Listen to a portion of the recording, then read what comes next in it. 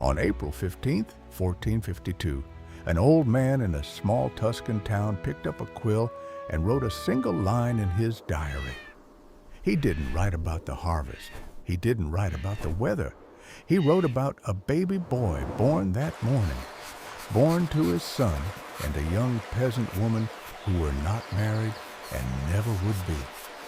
The entry was short, almost cold, just a name, a date, and the word illegitimate hanging in the air like smoke.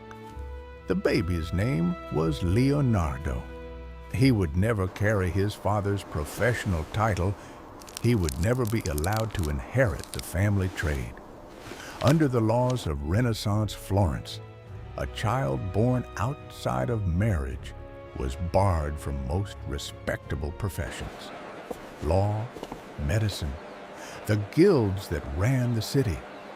His father, Ser Piero da Vinci, was a successful notary, a man of status. And Leonardo, no matter how bright, no matter how gifted, would always be just slightly outside that world. Close enough to see it, too far to fully belong. His mother, Caterina, disappeared from his daily life within a year. She married another man, had other children. Leonardo would mention her only twice in all his thousands of pages of notes. Once to record her visit to Milan, and once, heartbreakingly, to record the cost of her funeral. That's it. No childhood memories written down, no warmth on the page, just a name and a price. He grew up in the small hill town of Vinci, raised mostly by his grandfather and an uncle named Francesco, who genuinely seemed to love him. And it was in that countryside, without formal schooling, without Latin lessons, without the rigid structure of a Renaissance education, that something extraordinary happened. Leonardo started looking, really looking, at everything. He watched water move around rocks in a stream and became fascinated by the patterns it made. He picked up birds with broken wings and studied how the feathers connected. He drew plants, not because someone told him to, but because he couldn't understand how something could be so geometrically perfect and alive at the same time. He had no teachers pushing him forward.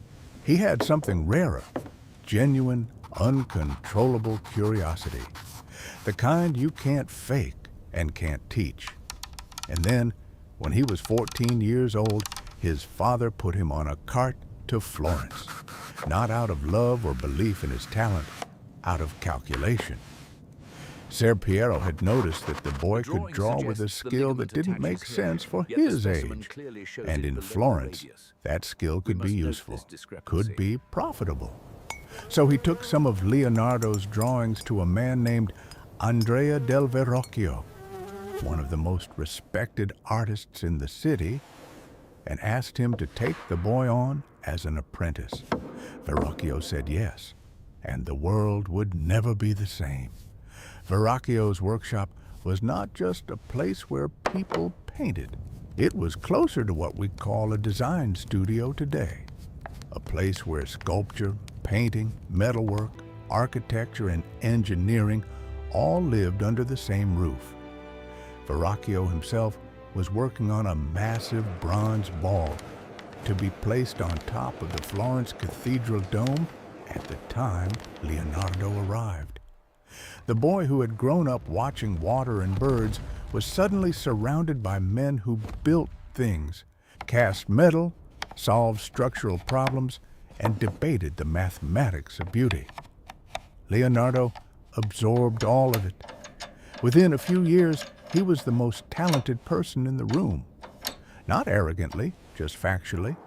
His drawings showed a sensitivity to light and shadow that the older apprentices couldn't match. His understanding of anatomy, still self-taught, made his human figures breathe on the page in a way that felt almost unsettling. And then came the moment that, according to the historian Giorgio Vasari, changed everything. Verrocchio was working on a painting called The Baptism of Christ. He asked Leonardo, still a teenager, to paint one of the angels in the corner.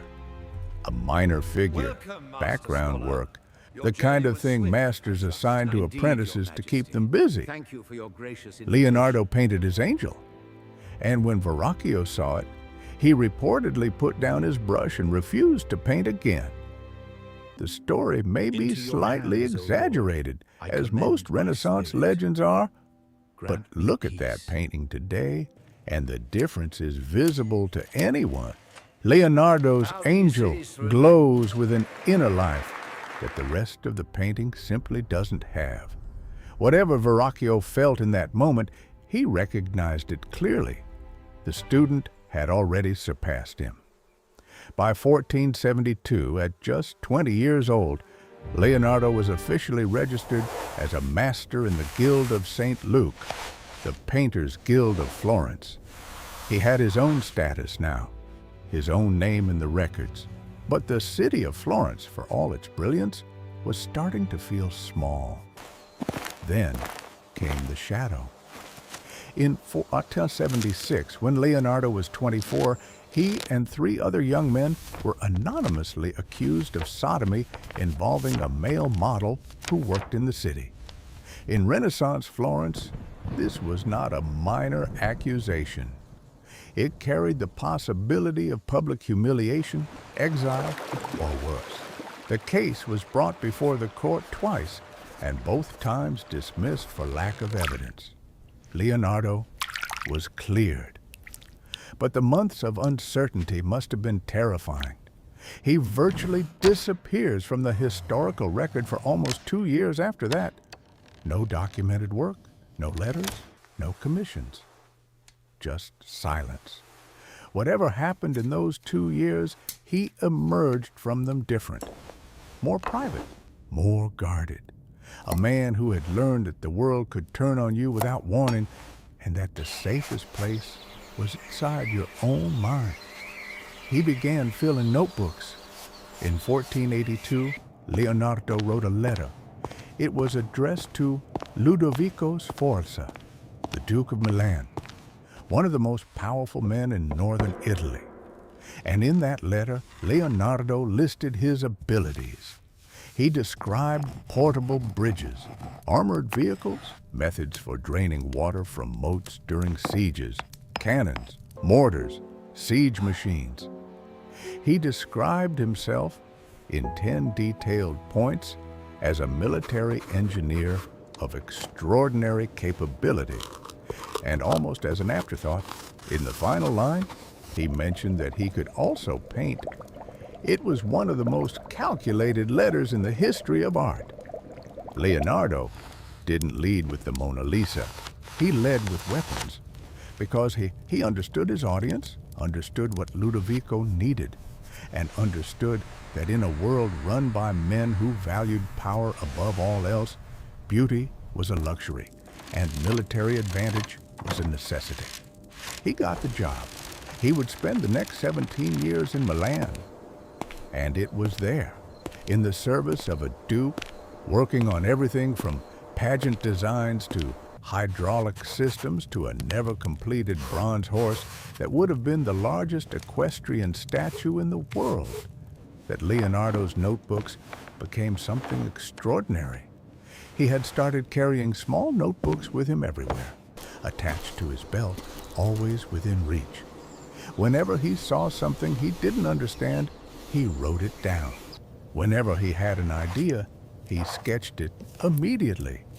Over the course of his life, he would fill more than 7,000 pages. 7,000 pages of drawings, observations, theories, jokes, grocery lists, complaints, and discoveries. Written mostly in mirror script, right to left, in a hand that could only be read by holding the page up to a glass, not necessarily to hide the contents, but because Leonardo was left-handed and mirror writing was simply more natural and comfortable for him. Those notebooks contained things the world wasn't ready for. He drew the human heart with chambers and valves illustrated so accurately that cardiologists in the 20th century would study his work with genuine admiration. He performed dissections of over 30 human corpses, illegally, secretly at night. Not to be morbid, but because he needed to understand how the machine worked before he could paint it honestly. He drew embryos in the womb. He mapped the layers of the brain. He described the movement of blood in a way that anticipated William Harvey's discovery of circulation by over 100 years. And scattered between the anatomy and the engineering, there were moments of startling personal honesty. One page, in the middle of calculations about water flow, contains the line, "Tell me if anything was ever done." 7 words, no context, no explanation. Just a man in the middle of a productive life suddenly wondering very quietly if any of it meant anything at all. He was 30 years old when he wrote it. He would ask himself the same question for the rest of his life. In 1495, the monks of Santa Maria delle Grazie in Milan commissioned Leonardo to paint their dining hall wall. The subject was the Last Supper, the moment in the Gospel of John, when Jesus tells his apostles that one of them will betray him. It was a common subject. Dozens of painters had done it before. Most of them painted it the same way. 12 calm figures arranged neatly on either side of Christ, serene and holy and completely dead on the wall. Leonardo did something different. He painted the exact moment after the words were spoken, the instant when the sentence landed, and every single apostle, all 12 of them, reacts differently. Some lean forward in shock. Some pull back. Some are angry. Some look guilty. Some grab each other's arms. The painting is not a religious icon. It's a study in human psychology, frozen in a single second of collective emotional shock. The prior of the monastery complained to the Duke that Leonardo was taking too long. Specifically, he couldn't understand why Leonardo would come in, stare at the wall for hours without painting a single stroke, and then leave. Ludovico summoned Leonardo to explain himself. Leonardo told him patiently that the hardest part of the work wasn't the painting, it was the thinking. And then he mentioned gently that he was having difficulty finding a model for the face of Judas. But if the prior kept complaining, he was happy to use the prior's face instead. The Duke laughed. The prior went quiet.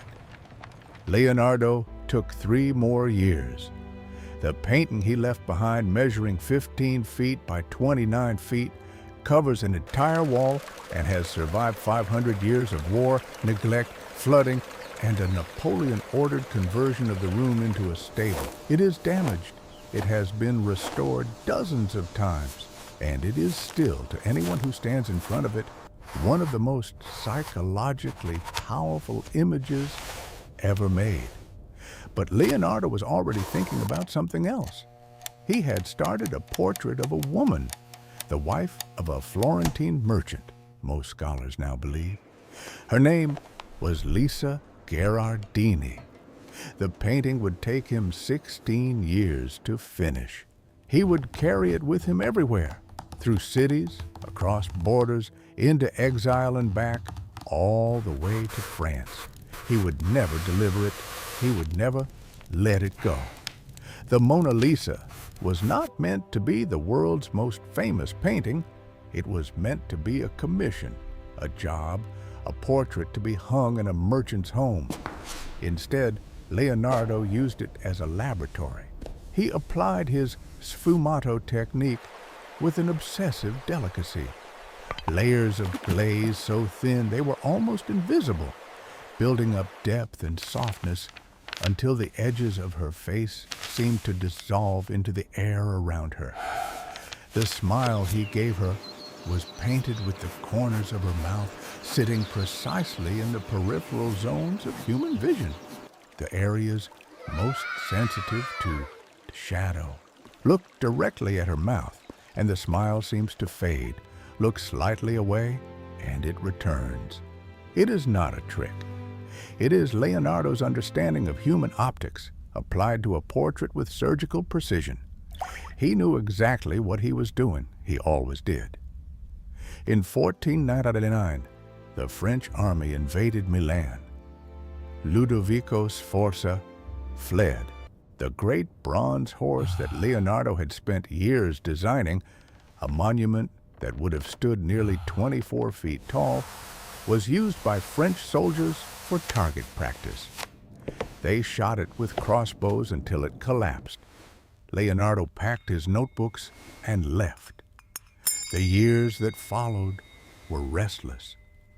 Florence, Venice, a brief, disturbing period working as a military architect for Cesare Borgia, one of the most feared and ruthless men in Italy, surveying fortifications and drawing maps of territories Borgia intended to conquer. Leonardo drew those maps with extraordinary precision and zero apparent motion. He recorded, he observed, he moved on. But through all of it, the notebooks kept filling, and the inventions inside them kept outrunning their century. He sketched an aerial screw, a device that would use rotating blades to lift itself into the air. The principle was identical to a helicopter. He designed a vehicle with thick armored plates and angled sides, powered by men inside cranking gears, capable of moving in any direction and firing in a full circle. He designed it in the 1480s. Tanks wouldn't appear on a battlefield until 1916. He drew a hang glider, a parachute, a solar power concentrator that used a curved mirror to focus sunlight and heat water. He designed a robot knight, a mechanical figure in armor that could sit, stand, and move its arms, driven by a system of cables and pulleys. None of it was ever built, not because the ideas were wrong. Modern engineers who have studied the original drawings and constructed working models have found that most of them function exactly as Leonardo intended. They weren't built because the men who paid Leonardo's salary needed paintings and pageants and cannons, not helicopters. The world he was designing for didn't exist yet. He was building blueprints for a civilization that was still 500 years away. There is something almost unbearable about that. A man spending his evenings drawing machines no one would make, writing observations no one would read, asking questions no one around him was even thinking to ask. He once wrote in his notebook, "I have wasted my hours." He crossed it out. Then he wrote it again. By 1513, Leonardo was 61 years old. He had spent time in Florence, Milan, Venice, and Rome, where he worked under the patronage of the Medici Pope Leo X. But Rome was crowded with younger talent. Michelangelo was painting the Sistine Chapel. Raphael was everywhere. And Leonardo, who had always worked slowly and thought deeply, found himself increasingly sidelined. The Pope reportedly looked at one of Leonardo's projects, noticed him preparing varnish before starting the actual painting, and said, "This man will never do anything, for he begins to think about the end before the beginning of the work." It was not entirely unfair, but it also completely missed the point. And then a letter arrived from France. King Francois, 22 years old, brilliant, curious, and hungry to fill his court with the greatest minds in the world, invited Leonardo to come to France as his personal guest, not as a court painter, not as a military engineer, as a thinker, as a companion. He would be given a title, first painter, engineer, and architect to the king. He would be given a house, the Château de Clos-Lucé, connected to the royal palace at Amboise by an underground tunnel, so the king could visit him at any hour. He would be given a pension of 1,000 gold écus a year. He was asked to bring his paintings, his notebooks, and himself. Leonardo accepted. He was 64 years old. He packed 3 paintings, including the Mona Lisa, into a case, loaded his notebooks onto a mule, and crossed the Alps into France. He would never return to Italy. The years at Clos-Lucé were the quietest of his life. The young king visited almost daily, arriving through the underground tunnel, sitting with the old man by the fireplace for hours. What they talked about, no one recorded. But 20 years after Leonardo's death, Francois was asked by a goldsmith named Benvenuto Cellini about the greatest man he had ever known. The king didn't hesitate. He said he doubted whether any other man had ever been born who knew as much as Leonardo, not just in painting, sculpture, and architecture, but as a philosopher. The king's voice, by all accounts, broke when he said it. Leonardo kept working. He filled more notebook pages. He sketched the Loire River Valley from the window. He designed a double spiral staircase for a new royal chateau at Chambord. 2 staircases intertwined so that 2 people could go up and down simultaneously without ever meeting, yet still see each other through the central column. The staircase was built. It still stands, but his body was failing. At 65, his right hand became partially paralyzed, most likely from a stroke. For a man who had spent his entire life drawing, this was devastating. He continued to write and sketch with his left hand. He continued to think, but the painting stopped. The Mona Lisa, those 3 unfinished works he had carried for so long, would stay unfinished. He simply could not finish them anymore. On May 2nd, 1519, Leonardo da Vinci died at Clos-Lucé. He was 67 years old. His closest companion, a young man named Francesco Melzi, who had been with him for years and whom Leonardo loved like a son, was at his side. According to legend, and it may only be legend, the king himself was there, cradling Leonardo's head as he died. There is no verified historical source for this, but Francois the Barbe built Leonardo's tomb inside the chapel at Amboise, and he never stopped talking about him. Leonardo left everything to Melzi, his paintings, his tools, his library, and all of the notebooks. Melzi spent the rest of his life trying to organize them. He succeeded only partially. After Melzi's death, the notebooks scattered across Europe into private collections, royal libraries, monastery archives. Pages were sold individually. Some were lost. Some were copied without attribution.